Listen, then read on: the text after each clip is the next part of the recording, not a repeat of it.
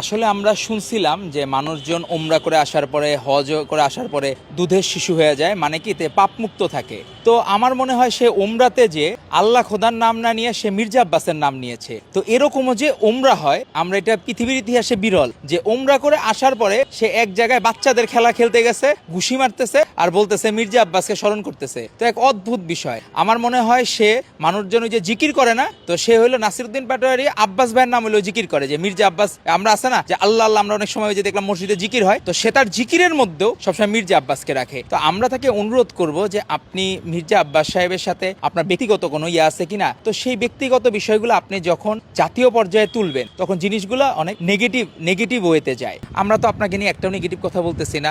আপনি নিজেই যদি নিজের অবস্থান মমতাজ হিরো আলমদের কাতারে নিয়ে যান, তো সেই জায়গায় তো আমাদের কিছু করার নাই। মানুষজন ওমরায় যে আল্লাহ খোদার নাম নেয় আর আপনি নেন মির্জা আব্বাসের নাম। মানুষজন হইলো বাচ্চাদের খেলায় যে সে নাম নেয়, শয়তানের নাম নেয়, খারাপ মানুষের নাম নেয়। আপনি নিচ্ছেন হচ্ছে আপনার প্রতিদ্বন্দ্বী, আমরা রাজনৈতিক প্রতিদ্বন্দ্বী।